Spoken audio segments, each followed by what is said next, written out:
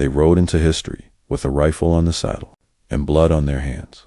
This is the true story of the Texas Rangers, not the TV heroes, but the real men who defended Texas, killed innocents, hunted legends like Bonnie and Clyde, and were called Los Diablos Tejanos, the Texas Devils. Stay with me, because by the end of this biography, you'll have to decide for yourself. Were they protectors or predators? In the early 1820s, Texas is not a rich land of big cities and highways. It is quiet, it is empty, and it is very, very dangerous. The land belongs to Mexico. Only a few small towns and missions stand in the wide open space. Thick brush, dry rivers, long, lonely roads. On the far edge of this wild place, a small group of families tries to build a new life. They have come from the United States to farm, to raise cattle, and to start over. They cut trees, they dig wells, they build simple wooden cabins, but every night, as the fire burns low, fear sits with them. They fear raids, they fear bandits, they fear that, out there in the darkness, someone is watching. The man who leads these settlers is named Stephen F. Austin. He is calm, careful, and serious.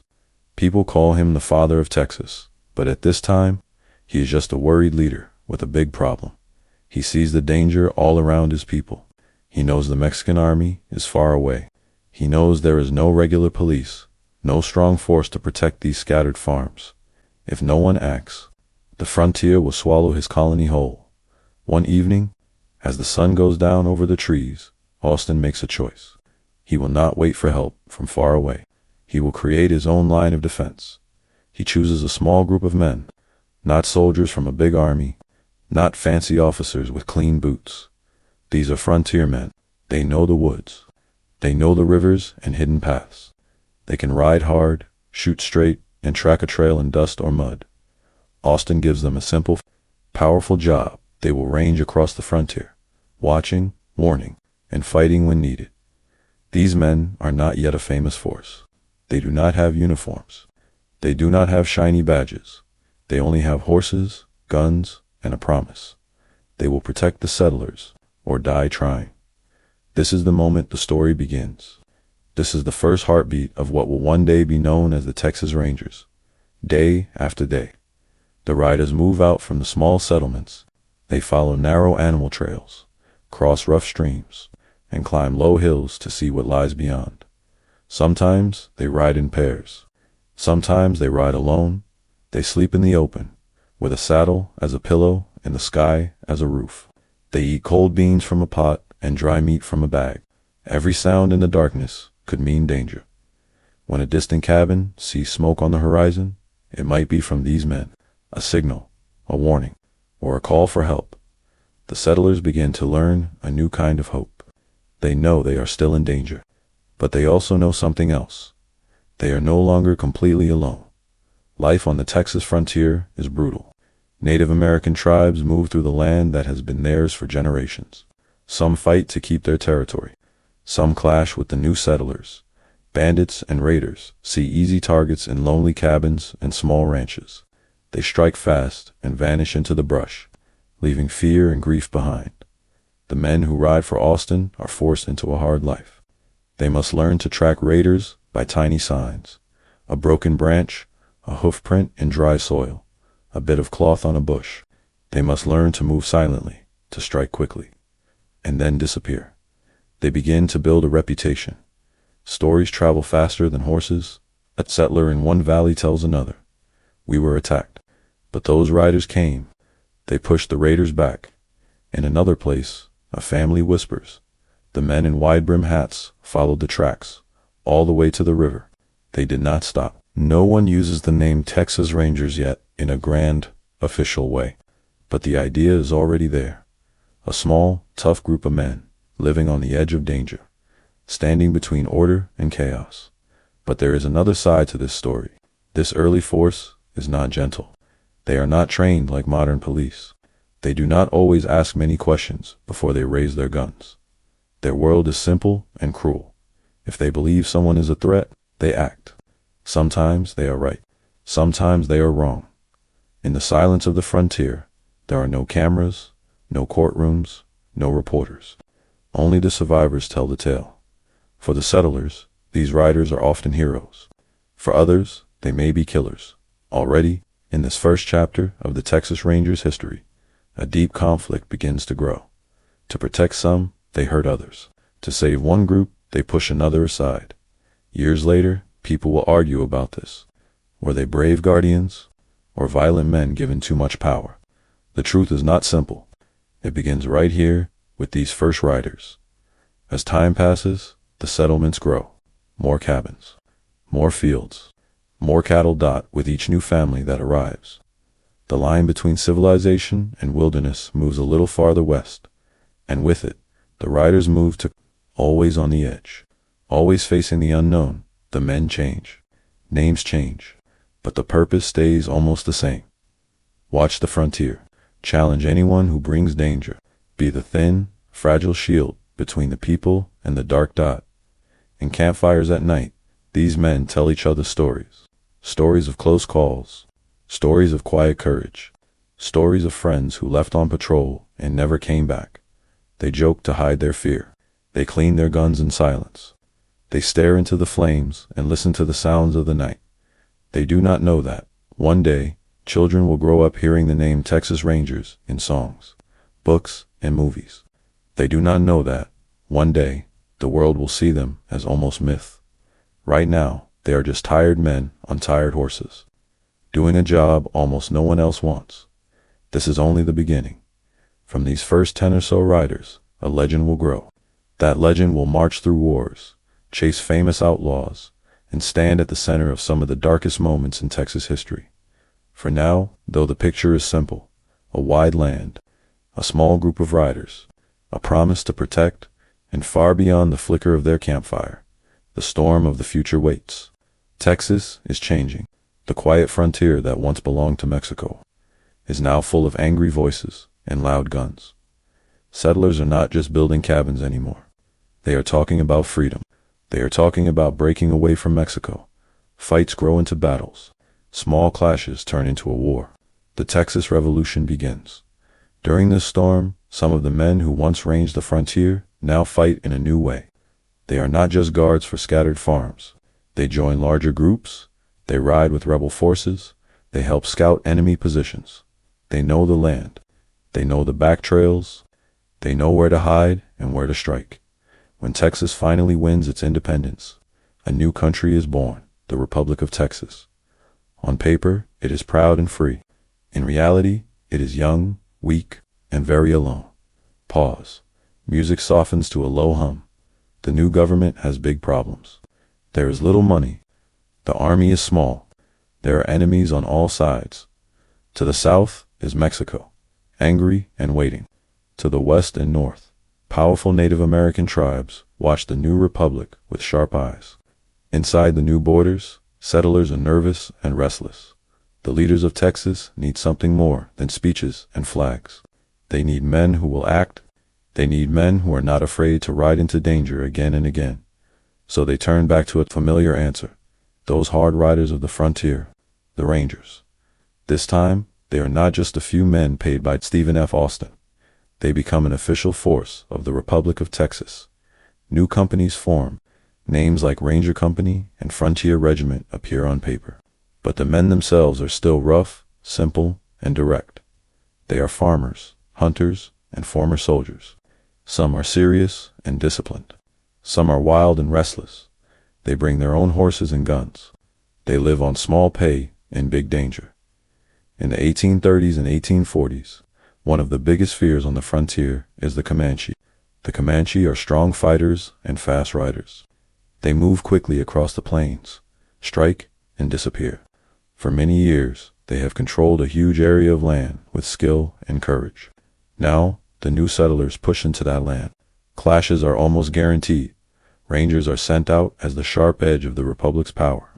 They patrol far from the main towns. They track raiding parties. They hit back after attacks on farms and ranches. To the settlers, they seem like guardian angels with rifles. To the Comanche and other tribes, they look like invaders and killers. These new ranger companies develop a different style of war. They learn to fight like the people they fear. They ride light. They travel fast. They strike at dawn or at night. Sometimes they surprise Comanche camps. Sometimes they chase small bands across rivers and canyons. They carry revolvers and repeating rifles when they can get them, weapons that change the balance of power in a fight. A ranger with several shots ready can be deadly in close combat. Stories of brave ranger captains start to spread. Names like John, Coffee, Hayes, and others become famous in Texas. People say a few rangers can do the work of many soldiers. They say these men never back down. They say a ranger will follow a trail until the very end. No matter how far, dot around campfires. The settlers repeat these tales with pride. They call the rangers tough, fearless, almost unstoppable. But there is another side of these stories, a side that is not told as loudly. When rangers attack a village, it is not only warriors who bleed. Sometimes homes are burned.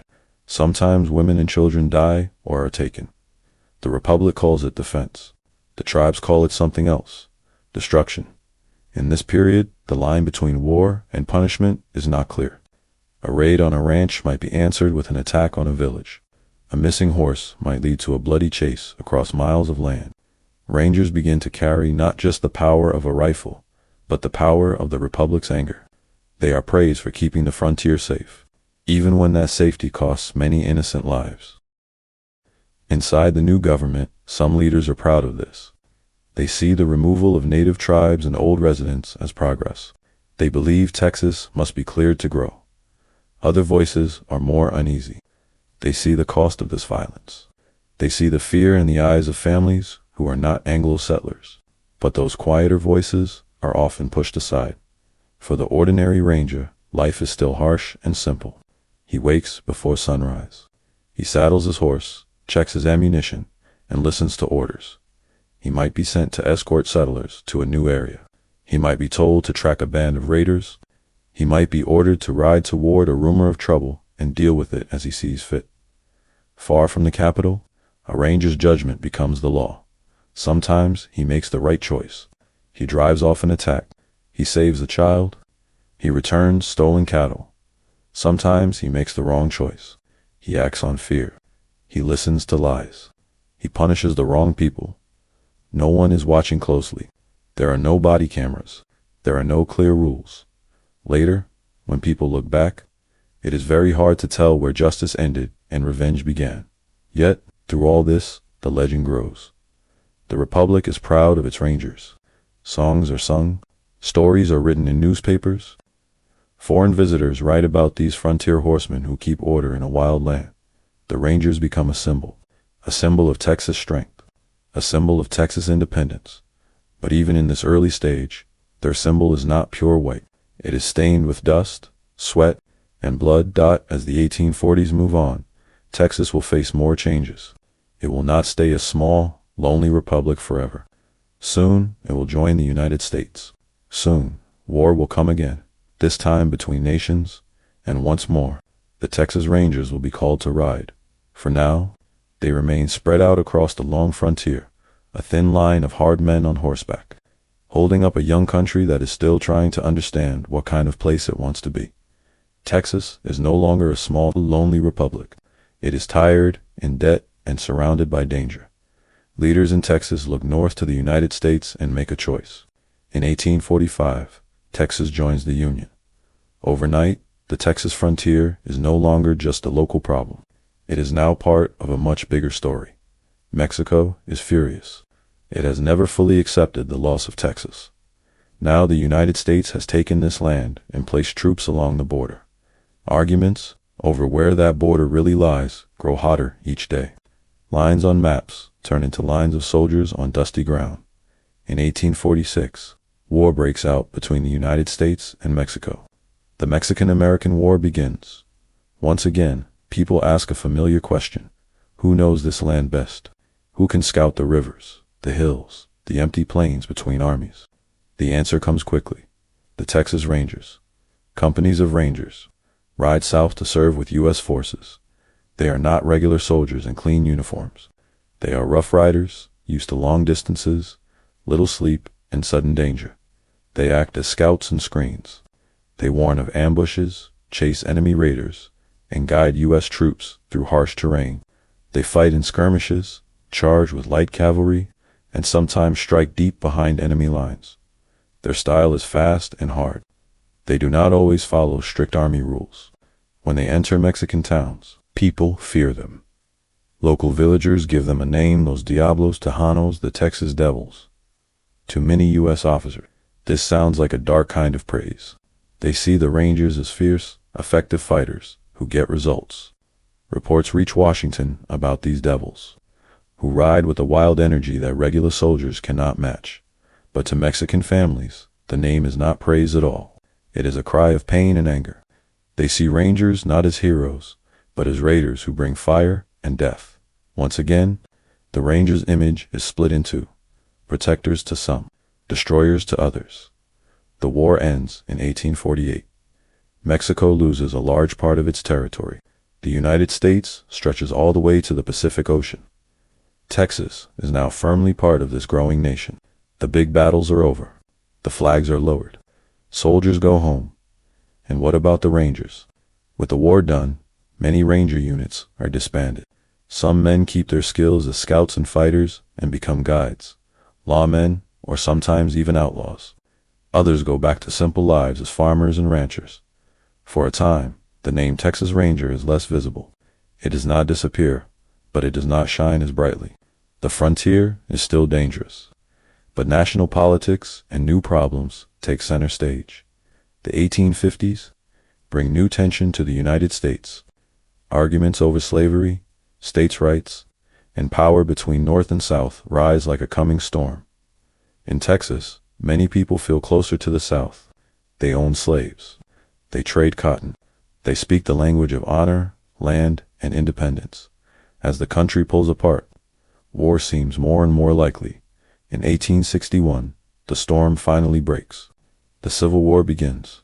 Texas joins the Confederate States of America. Once more, many men who had ridden as Rangers pick up their guns. Some join special Confederate units with Ranger-style tactics. Others serve in regular Southern forces.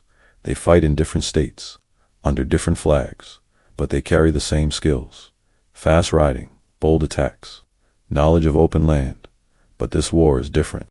It is not a fight with faraway Mexico or frontier tribes.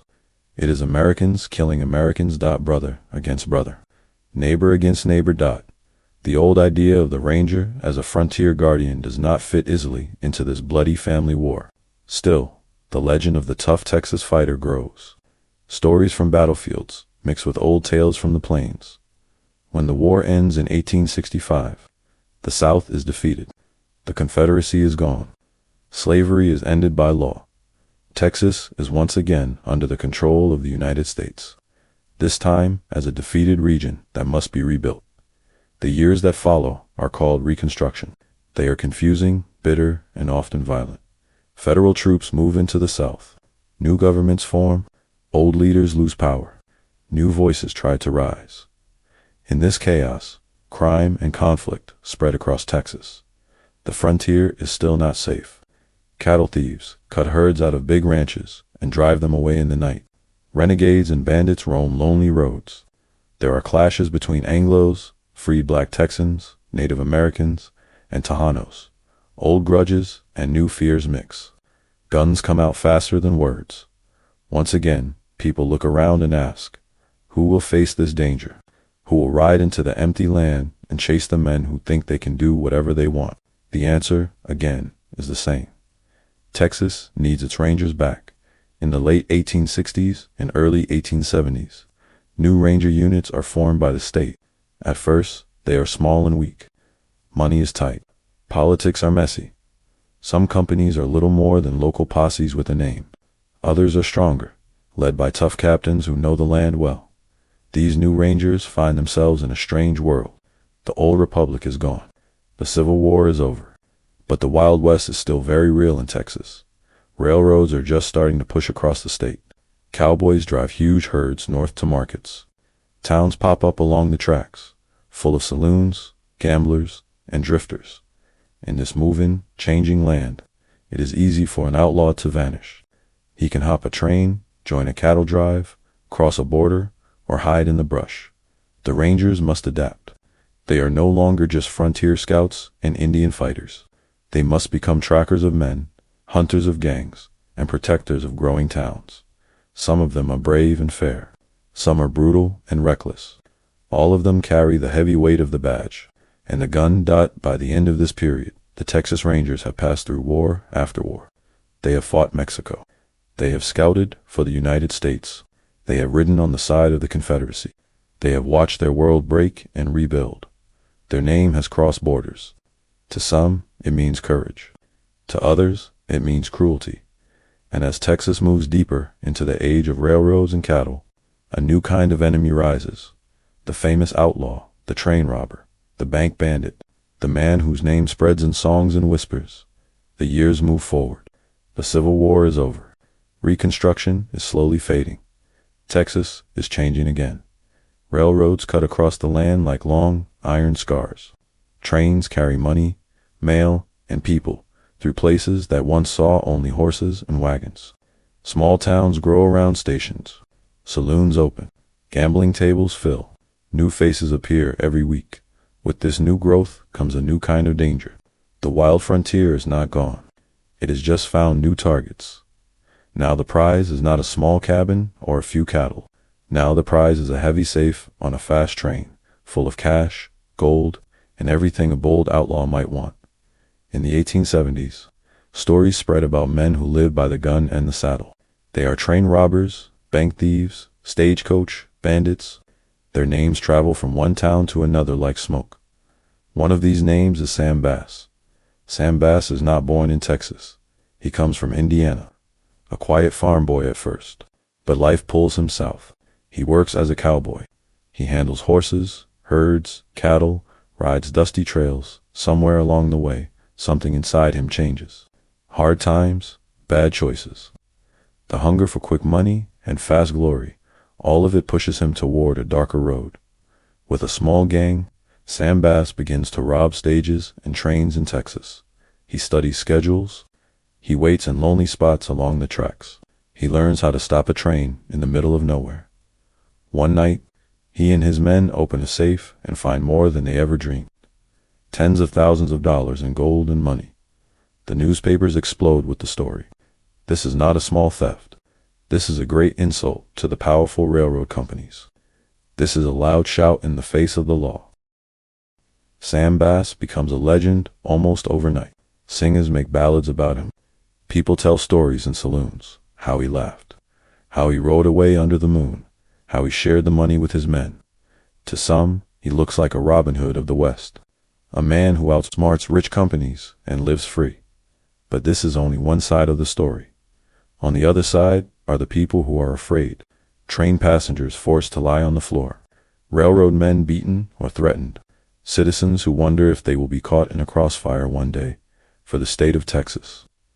One thing is clear. If outlaws like Sam Bass can rob trains and ride away laughing, then the law is weak. The young, proud image of Texas is in danger. So, once again, the call goes out. Send the Rangers, the Texas Rangers. In this time are different from the first riders of Stephen F. Austin. They are more organized. They work closely with sheriffs and local officers. They are used to long chases and sudden gunfights. They know the land just as well as any outlaw, maybe even better. When news comes that the Sam Bass gang has robbed another train, ranger companies begin to move. They talk to townspeople. They question stable owners. They study trails and watch for fresh hoofprints.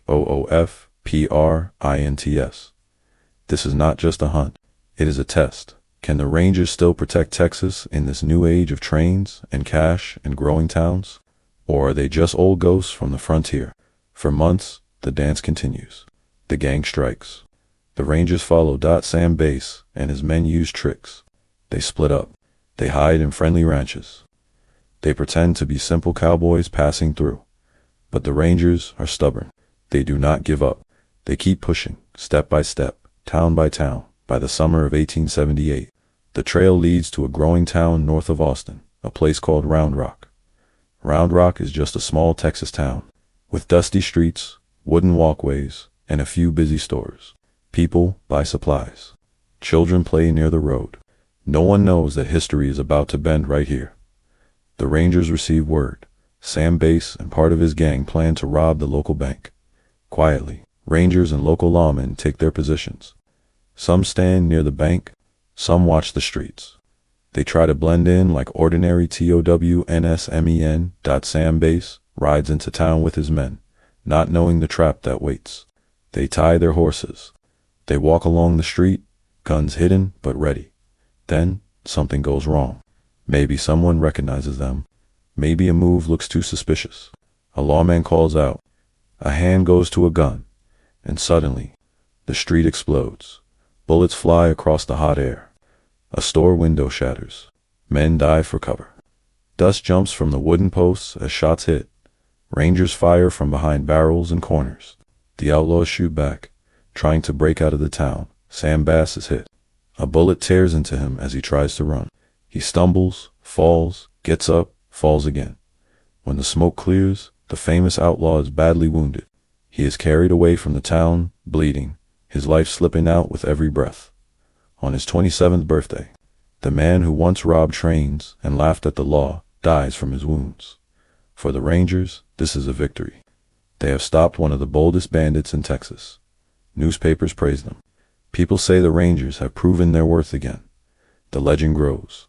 In Texas, outlaws may run for a time, but the Rangers will always ride after them. But even in victory, there are questions. Some see the dead outlaw as a simple criminal who got what he deserved. Others see him as a tragic figure, a man who chose a wrong path in a hard world. Some see the Rangers as shining heroes. Others worry about the same old problem, when men with badges carry so much power, who make sure they always use it wisely. The streets of Round Rock go back to normal. Children play there again. New people move in. Most will never feel the echo of that day, when guns decided the fate of a famous outlaw and pushed the Rangers. Name higher into legend. But history does not stop in that little town. More outlaws will appear. More trains will run. More banks will be built. And in the south, along the long river border with Mexico, a different storm is building. A storm of revolution, raids, and deep racial hatred. The year is no longer 1878. Sam Bass is gone. The old train robber days are fading. But Texas is not at peace. The world has moved into a new century. The 1900s had begun. Cars appear on dusty roads. Telephones ring in some towns. Yet along the long border between Texas and Mexico, life is still hard, poor, and tense. In 1910, a great fire starts in Mexico. It is not a simple fire of flames. It is the fire of revolution. For years, people in Mexico have suffered under unfair rule. Rich landowners hold huge ranches. Poor workers struggle to feed their families. Now, leaders rise up. Armies form. The country explodes into war. The Mexican Revolution has begun. As battles move across Mexico, many people flee north for safety. They cross the Rio Grande into Texas. They bring stories of violence, hunger, and loss. Texas border towns fill with new faces. Some come with nothing but the clothes they wear. At the same time, the chaos of the revolution opens the door for something else. Raids, bandits, and cross-border attacks. On lonely ranches in South Texas, Anglo ranchers and Tejano families hear rumors. They hear about armed men moving at night. They hear about plots to take back the land from Mexico. They hear about a secret plan called the Plan of San Diego, which calls for rebellion in Texas and other border states. Some of these fears are real. There are raids. There are attacks on trains and ranches. Some people die, but fear grows faster than facts. Every shadow becomes a threat. Every stranger becomes a suspect. Texas leaders look at this troubled border and feel pressure. They want to show strength. They want to protect Anglos and loyal citizens. They want to crush any sign of revolt, so they send more men to the border. They send Texas Rangers. The Rangers in this time are not many, but they are given great power. New companies are formed. They work with local sheriffs, deputies, and sometimes with angry rancher posses. Their orders are often simple and brutal. Stop the raids. Stop the trouble. By any means, in the river towns and ranches of South Texas, the Rangers gain a new, fearful image. To many Anglo settlers, They are brave protectors. They ride hard, hunt raiders, and show no mercy to men they call bandits. Too many Mexican and Mexican-American families. They are something else. They are Los Diablos Tejanos, the Texas Devils. Because in this dark time, the Rangers do not only chase armed raiders, they also arrest unarmed men. They beat suspects. They kill people without trial. Some disappear and never return. Their families never learn where their bodies lie. Stories spread of whole groups of men rounded up on weak charges. A rumor, a grudge, a single angry witness. Men are taken from fields, from homes, from roadsides. They had marched away at gunpoint. Shots are heard in the distance. The next morning, the river carries new secrets. This wave of terror becomes known, many years later, as La Matanza, the massacre. Between about 1910 and 1920, hundreds, maybe thousands, of people of Mexican origin are killed in South Texas. Not all by Rangers, some by local posses, some by soldiers, but the badge of the Ranger is often there, standing near the gun. One small village shows this horror in a clear, sharp way. Its name is Porbeña.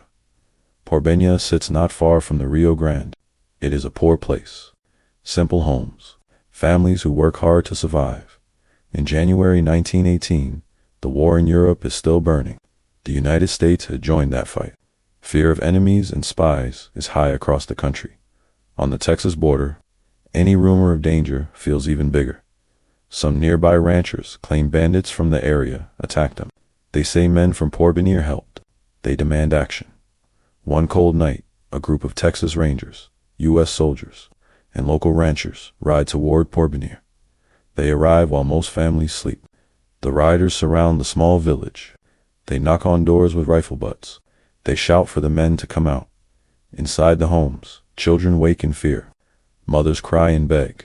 Fathers pull on coats and boots with shaking hands. Some of these men are old. Some are very young. The youngest is just a boy in his teens. The Rangers and their allies line the men up, 15 in total. They march them away from the houses, away from their wives and children, out into the dark desert. The women and little ones wait, listening. They do not know what will happen. They hope the men will return, maybe questioned, maybe beaten, but alive. Then the night explodes with the sound of guns. When the noise fades, no one comes back. The riders return to the village instead. Some time later, Porvenir is emptied. Homes are burned or torn down. Families flee across the border to Mexico, carrying what they can on their backs. The place called Porvenir disappears from the map. In the days that follow, official stories try to explain the killings. They say the men were bandits.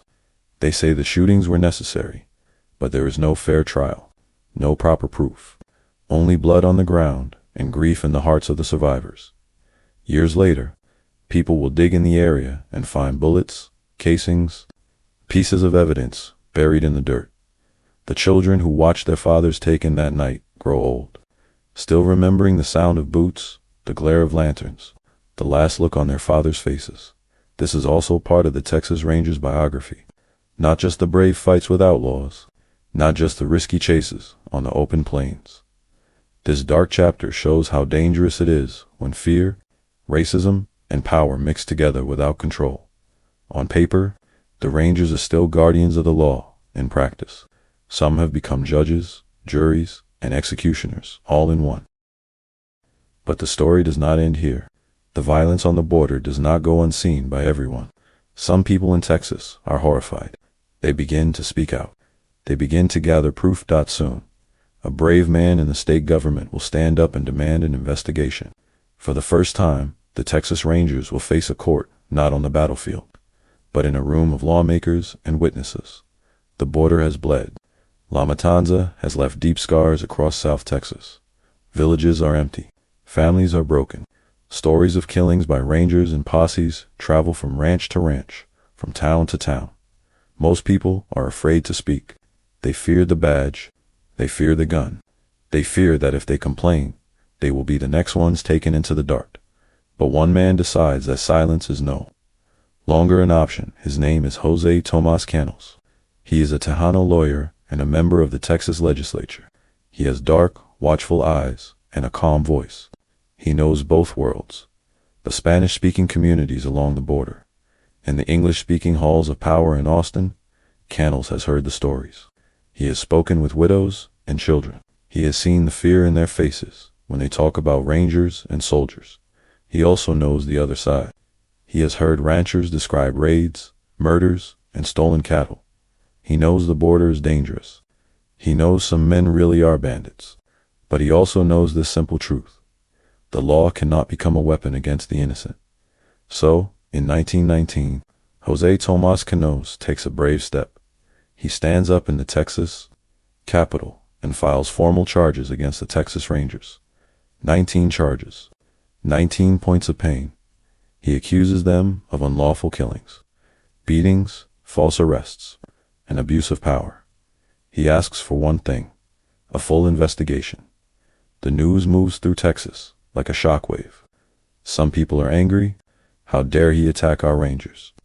They say, to fight bandits, you must use strong methods. Others are quietly hopeful. At last, someone is listening.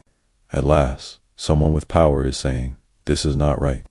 A special committee is formed in the legislature.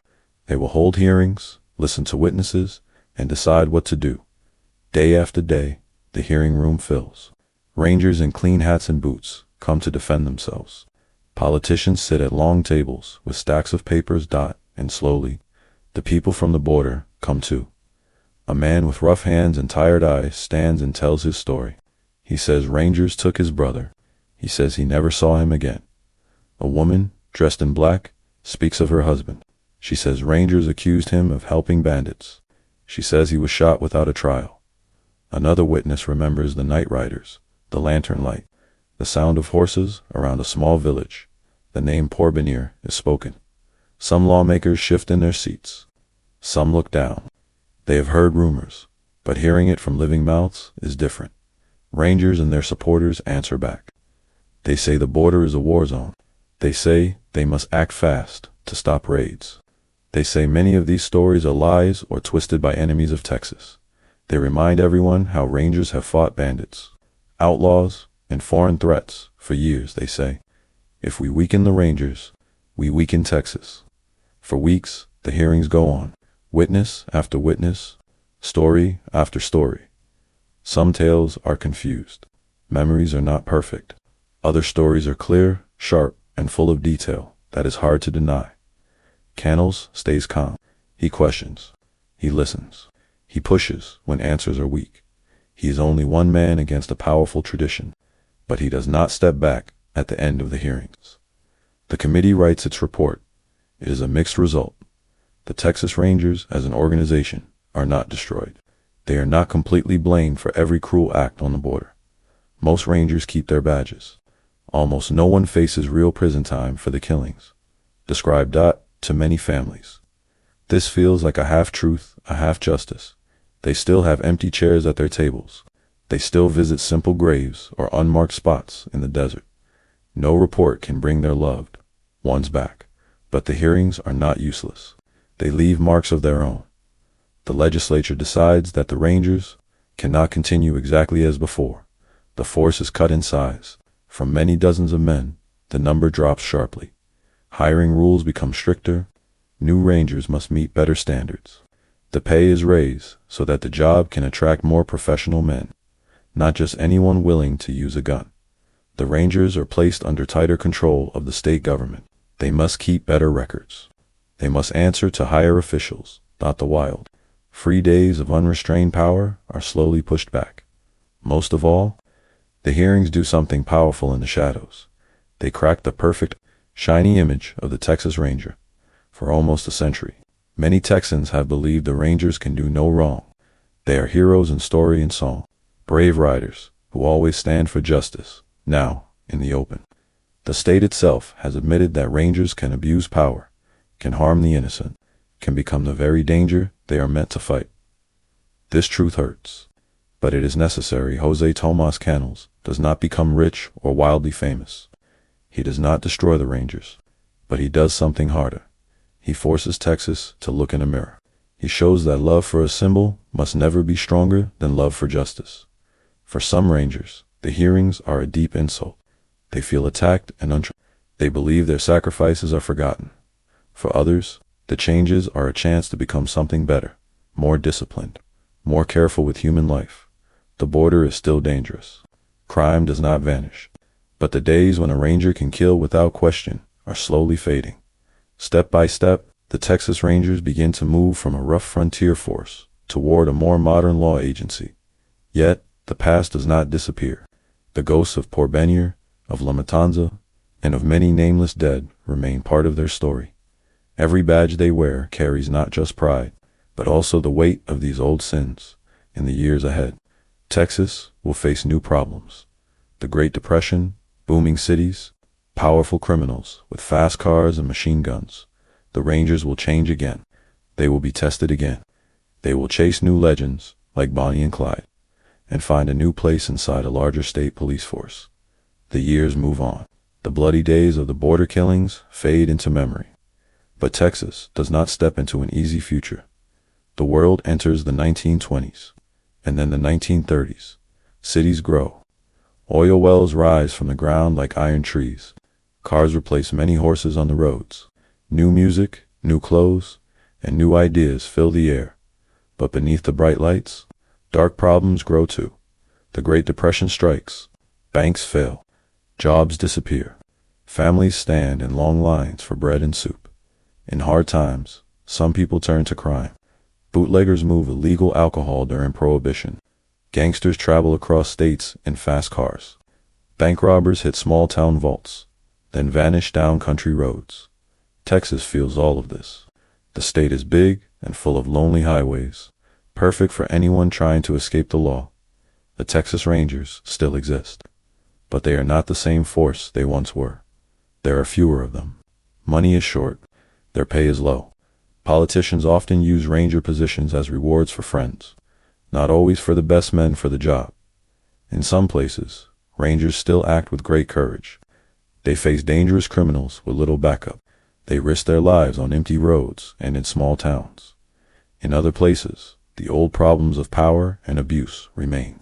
Some rangers are too close to local bosses, too quick to serve politics instead of justice. The image of the rangers grows unclear. Are they a strong, clean law force? Or are they a tool for whoever sits in the governor's chair? In the 1930s, a new governor steps into the story. Miriam Ma Ferguson. She is one of the first women to become a governor in the United States. But she is not new to Texas politics. Her husband, Pa Ferguson, was once governor himself, until he was removed from office for corruption. Now, Ma sits in the big chair. Many believe her husband still whispers in her ear. Old deals and grudges return with her. Some rangers stand against the Fergusons' political machine. They refuse to support certain people. They dig into cases that make powerful men nervous. The Fergusons do not forget this. Soon, a clash begins between the governor and the rangers. In 1933, Governor Ma Ferguson takes a dramatic step. She fires almost the entire ranger force in one move. The proud old institution is nearly wiped out. Some men resign in protest. Others are replaced by new appointees, seen as loyal to the governor, not to the law. For many Texans, this feels like the death of the Texas Rangers. Newspaper writers and citizens ask, how can a symbol that stood for 100 years be cut down so quickly? At the same time, crime does not stop to think about politics. The Great Depression is at its worst. Dust storms and empty pockets push some people toward desperate acts. Bank robbers and killers drive across state lines.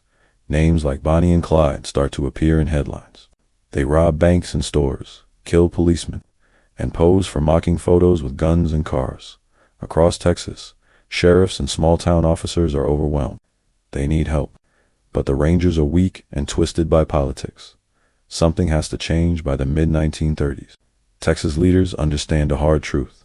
The state needs a modern law force, not just a handful of men on horseback answering to the mood of one governor. In 1935, Texas creates a new organization, the Texas Department of Public Safety.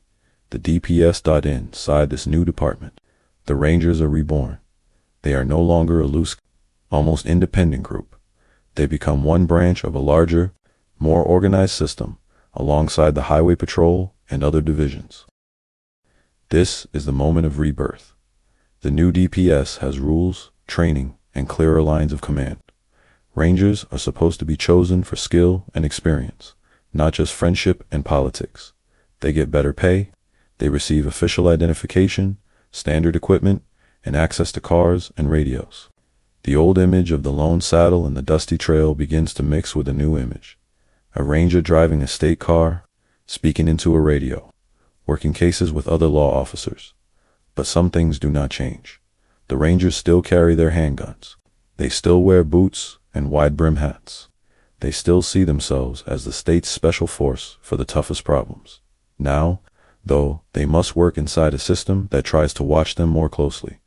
Reports must be written. Evidence must be collected. They must answer to superiors in Austin. For some old-timers, this feels strange. They miss the wild freedom of the past. They think of the days when a ranger could follow his own sense of justice without waiting for orders. For younger men, the change feels right. They want to be respected as professional investigators, not just rough riders with big reputations. The reborn rangers soon prove their value. When the hunt for Bonnie and Clyde reaches its peak, a former ranger named Frank Hammer plays a central role in tracking the famous outlaw pair, working with officers from other states, using both old tracking skills and new technology. He helps bring an end to one of America's most dangerous crime sprees. Stories like this remind Texans why the Ranger legend was born in the first place. Men willing to face deadly criminals, to go where others will not, to act when the situation is desperate. But the shadow of the past still hangs over the badge. The same organization that now fights modern gangsters also once rode in border massacres and stood above the law. The hearings led by Cannles, the firing by Ma Ferguson, the birth of the Deep. All of these events press a message onto the Ranger's new life. Power must come with control. Courage must walk with conscience. From this point on, every Ranger carries two histories on his shoulders. The history of bold, brave actions that saved lives and brought order, and the history of brutal acts that hurt innocent people and divided communities. By the end of this period, the Texas Rangers are no longer dying. They have changed form. They have been cut down and then reshaped. They now live inside a modern state police force, a small elite group with big responsibilities. The horse has not fully vanished. In some places, it is still useful. But beside the horse stands the patrol car, the radio call, the fingerprint card. The West is moving into a new age, and the Rangers must move with it if they want to survive. The 1930s are a hard time in America. The Great Depression is deep. Banks close, farms fail, factories stop. Men walk the roads looking for work. Families sell what they can to buy food. Fear and hunger sit at many tables. In this dark time, some people turn toward crime. They rob banks, they hold up stores, they steal cars and run from one state to another. Among these criminals, two names rise above the rest, burning bright like a dangerous fire: Bonnie Parker and Clyde Barrow. Bonnie is a small woman with sharp eyes and a playful, proud smile in many photos. She writes poems, she loves words and drama. Clyde is a thin young man from a poor Dallas family. He grew up with hard work and little money. Trouble with the law started early for him. Jails and beatings turn his anger into something harder. Together, they become the heart of a small gang. They rob banks, gas stations, and stores in Texas and several nearby states. They drive stolen cars at high speed. They carry guns and are willing to use them. Police officers and innocent people die in their attacks. Newspapers write about them in big letters. People see photos of Bonnie with a cigarette and a pistol, laughing like crime is a game. Some young people quietly cheer for them, seeing them as wild rebels against rich banks. Others only feel fear and disgust because they see the bodies left behind. Law officers everywhere feel ashamed and angry. They try to catch the pair, but Bonnie and Clyde are fast, careful, and always move in Texas. The state needs someone special to hunt them down. The new Texas Department of Public Safety is just forming. The Rangers have been cut and rebuilt inside this department. They are trying to prove they still matter in this modern world. So, Texas leaders call on a man who once wore the Ranger badge and is known as a quiet but deadly hunter, Frank Hammer. Frank Hammer is no movie hero. He is tall, serious, and tough. His eyes are calm, but people say he can be very hard when needed. He has spent years as a ranger and peace officer, facing ambushes, shootouts, and deadly feuds. Now, in 1934, he is asked to lead the hunt for Bonnie and Clyde. Hammer does not chase them wildly at first. He studies them. He gathers reports of robberies. He looks at maps. He learns which roads they like, which gas stations they use, where they might have friends and safe houses. He follows their path in his mind, circling their habits like a patient wolf. He also learns about the people who helped them. Bonnie and Clyde do not survive alone. Some poor families along the road give them food and shelter, out of fear or loyalty or hope for money. Hammer visits other states too. He works with officers from Oklahoma and Louisiana. This is no longer just a Texas problem. It is a multi-state hunt. Weeks turn into months. The circle around Bonnie and Clyde grows smaller. By May 1934, Hammer and a small posse of officers prepare a final move. They have a tip: Bonnie and Clyde often visit the family of a gang member near the small town of Gippsland, Louisiana. There is a narrow country road where their car is likely to pass. It is quiet there, lined with brush and trees. Hammer and the other officers hide in the bushes before dawn. They wait with rifles and shotguns ready. The air is thick with heat and nerves. Hours pass. Birds call. Dust drifts across the empty road, then they hear it. The sound of a powerful car engine coming down the lonely highway. A tan Ford V8 appears over the rise, rolling toward them at normal speed. Inside are Bonnie Parker and Clyde Barrow, two young lives shaped by poverty, anger, and the choices they made. An officer steps out and signals. The car slows. Then, in seconds, the waiting men open fire. Bullets slam into the car. Glass breaks, tires blow, the engine dies. When it is over, Bonnie and Clyde are dead in their seats. The car is riddled with holes. The officers do not cheer loudly. Some simply stand and stare. They know they have ended a dangerous threat. They also know they have just created a new legend. News moves fast. Crowds rush to the scene. People push close to the bullet-torn car, trying to touch, trying to see. Souvenir hunters reach for broken glass, for scraps of clothing, for any piece of the famous Outlaws' last moment. Newspapers across the country print big photos of the car, of the bodies of Frank Hammer and the other officers. The story is clear and simple in many headlines. Outlaws dead, justice done, law wins. For the Texas Rangers image, this is a powerful moment. Even though Hammer is a former ranger, now working as a special investigator, people still connect the victory to the ranger tradition. They see a familiar pattern. When things are at their worst, a ranger-type figure steps forward, hunts the villain, and does not stop until the job is done. But the story does not end there.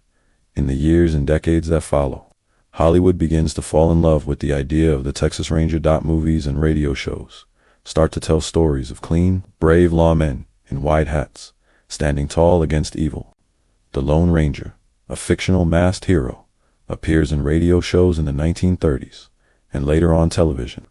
He is not exactly a Texas Ranger, but the image is clearly based on the same idea: a lone rider of justice, perfectly brave and perfectly good.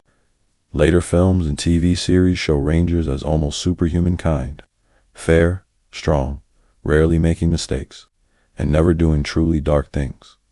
The real history, La Matanza, Porvenir, beatings, wrong deaths, political games, fades from public view. Many people, especially outside Texas, know only the Hollywood version, the spotless hero in a white hat, the calm, brave man on the right side of every story. At the same time, Hollywood also turns Bonnie and Clyde into strange stars. Movies show them as wild, romantic rebels, beautiful and doomed. The real pain of the people shot, the families left without fathers, is often soft in the background. So the 1930s and the years after do something strange to the truth. They polish the Rangers and polish the Outlaws, turning both into legends that do not fully match reality. For the Texas Rangers, the story of Bonnie and Clyde becomes one of their most famous victories. It proves they can still deal with new kinds of crime, with fast cars and interstate gangs, not just with horses and old-time bandits, but the Hollywood spotlight also begins to freeze their image in time. as if they are always perfect, always pure, always right. The real rangers, working long hours on hard cases, know better. They know they can make mistakes. They know the past still weighs on them. They know that every new action writes another line in a long, complicated biography. Time moves forward. The dust of the Old West settles. The horses do not vanish, but most Texans now drive trucks and cars. Skyscrapers rise in big cities. Neon signs glow over highways. The world of Texas is no longer cabins and campfires. It is suburbs, office towers, malls, and long lines of traffic lights at night. But in this new world, one very old name is still alive: the Texas Rangers. The Rangers are now a small, elite group inside the Texas Department of Public Safety. No longer hundreds of rough riders on the open range. They are around 100 and some officers spread across a huge state. Their job has changed. Their tools have changed. But their badge still carries a heavy past. In the old days, a ranger's world was simple: a horse, a gun, and the open frontier. Today, a ranger's world is very different. Crime scenes with bright lights, yellow tape blowing in the wind, cameras rolling, reporters asking questions. Rangers wear boots and hats, but also suits, ties, and sometimes body armor. They carry handguns, but also notebooks, cameras, and files thick with reports. The modern ranger is more investigator than gunfighter. He or she walks through murder scenes slowly, looking for small clues: a footprint, a shell casing, a phone left on a table. He works with lab experts who test blood, lift fingerprints, study bullets under bright lights. He talks to witnesses, listens to stories, checks timelines. He builds cases that must stand in court, in front of judges and juries who ask for proof, not just reputation. Across Texas, local sheriffs and police chiefs still call the Rangers when something big happens: a strange killing that shocks a small town, a missing person who might be in danger, a police shooting that must be checked by someone from outside, a rumor of a powerful official taking bribes. When the case is too messy, too political, or too frightening, someone says the old words: call the Rangers. But even as they become more modern, the Rangers still walk into trouble that is not just about crime, but also about race and rights. In the mid-1900s, the United States struggles with civil rights. Black Americans and other minorities demand fair treatment, equal schools, and the end of racist laws. In Texas, this fight reaches school doors and city streets. Sometimes, Rangers are sent to keep order. In one famous moment, they are ordered to stand at a school to block black students from entering, because a governor does not want integration. The image is powerful and painful. A ranger with a star badge and cowboy hat, standing not for open doors, but for keeping them closed. Too many white Texans at that time, this looks like protecting the peace. Too many black Texans and people of color, it looks like the same old problem. The badge used to hold some people down while lifting others up. The past is not just far away. It keeps stepping into the present as the years move on. The Rangers face more complex problems. They help with prison uprisings, big drug cases, and kidnappings. They take part in standoffs where heavily armed suspects lock themselves. Inside buildings, they work along the border again, this time dealing with drug cartels, human smuggling, and cross-border violence. Sometimes they act bravely and save lives. Sometimes, their actions raise hard questions. In big cases, like controversial raids and sieges, people argue for years about who was right and who was wrong. The simple story of Rangers equals good, criminals equals bad no longer fits every scene. The world has changed. So has the way people watch the police. Long ago, only a few newspapers could tell the story. Today, everyone has a camera in their pocket. Videos spread in seconds. Social media explodes with opinions. A single moment on a dark street can become a national story by morning. Modern Rangers know this. Every move they make might be recorded, reviewed in slow motion, judged by millions who were not there but will still have a strong opinion. This can make the job harder. It also makes the job more honest. When a ranger does something right, people can see it. When a ranger does something wrong, people can also see that and demand answers. Inside their training rooms, new topics appear on the board: civil rights, use of force, de-escalation, how to deal with mental health crises. Rangers learn about the law not just as a weapon, but as a shield that must protect everyone, including suspects. They study past mistakes made by their own organization. Some instructors speak openly about Matanza, poor Benir, in the old days of border terror. They say, "This is part of who we were. We must not be this again." For a young Ranger recruit, this can feel heavy. He grows up hearing stories of brave gunfights and outlaws. He watches movies where Rangers are always right. Then he puts on the real badge and learns that the truth is harder. He must carry the pride and the shame, the bright parts and the dark parts, all at once. In the late 20th and early 21st century, Rangers are seen in many kinds of scenes. They help after hurricanes and floods, search in ruined homes for missing people. They work cold cases, digging into old files to give families answers after decades of waiting. They investigate police shootings, looking into the actions of fellow officers. Sometimes their work clears someone, sometimes it does not. Either way, they are expected to follow the facts. Not just loyalty. To many Texans, the sight of a Ranger hat still brings comfort to others. It brings old anger and pain. Both feelings are real. Both live together in the story of this organization. From frontier dust to city asphalt, from campfire light to computer screens, the Texas Rangers have walked a long road. They are no longer the same men who first rode out for Stephen F. Austin, or the ones who hunted Sam Bass, or the riders who brought fear to villages along the Rio Grande. But they are still tied to those men by the name they share, and the star they wear. Every modern Ranger adds a new line to a story, almost 2 centuries long. Some lines speak of courage, some lines speak of pain. All of them shape the way future generations will see that silver star. Almost 200 years have passed since a small group of riders first went out across the Texas frontier. They had no uniforms, no radios, no crime labs. They had horses, guns, and a promise to protect scattered families in a wild and risky land. From that simple beginning, the story of the Texas Rangers has grown into one of the longest and most complicated biographies in American history. Now, at the end of this journey, it is time to step back and look at the whole picture. On one side of the story, there is courage. Rangers have faced Comanche warriors on open plains, Mexican forces in war, outlaws like Sam Bass, and killers like Bonnie and Clyde. They have chased cattle thieves through storms and darkness. They have walked into gunfights with little cover and no guarantee of help. They have investigated murders, kidnappings, corruption cases, and cold files that no one else wanted to touch.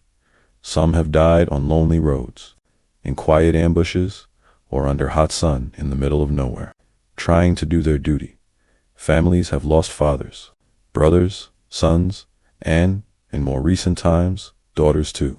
2 dangerous missions carried out under that star-shaped badge. Their bravery is real. Their sacrifice is real. On this side of the story, the Texas Rangers are defenders. On the other side of the story, there is darkness. The same badge that brought safety to some people brought terror to others. In the border years of Lawmen, Rangers rode with posses that killed unarmed men, sometimes boys, without trials. 15 villagers were taken at night and shot in cold blood, their families left screaming in the dark.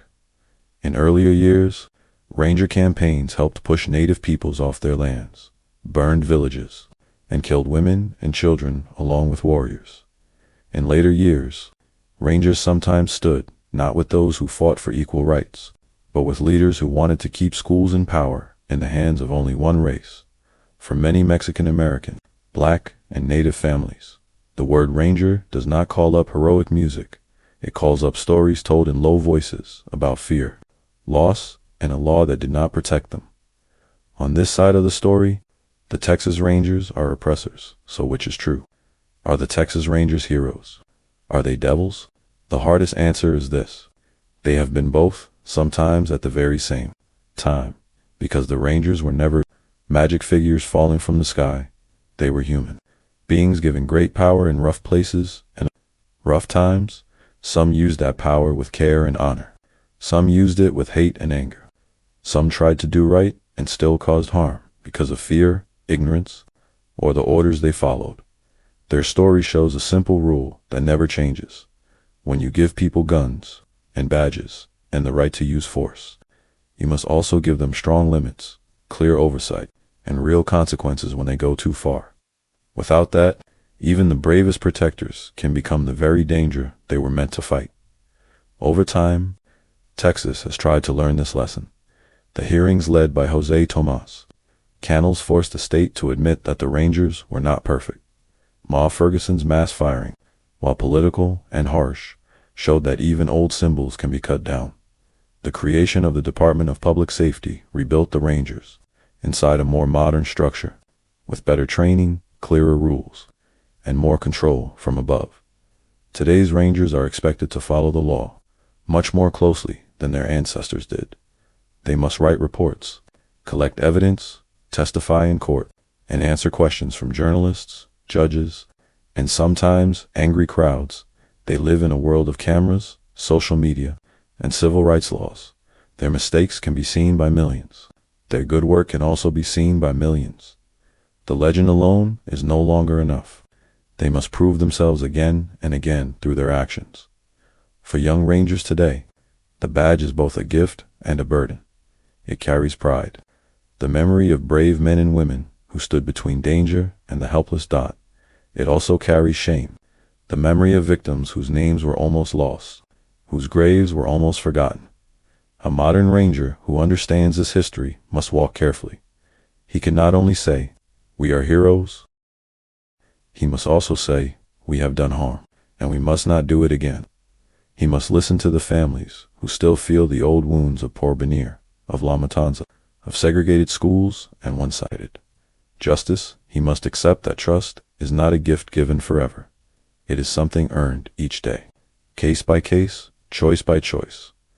In the end, the story of the Texas Rangers is not really about hats and guns, or about catchy slogans and movie heroes. It is about what happens when human beings are put in the middle, between order and chaos, between safety and fear, between what is right and what is easy.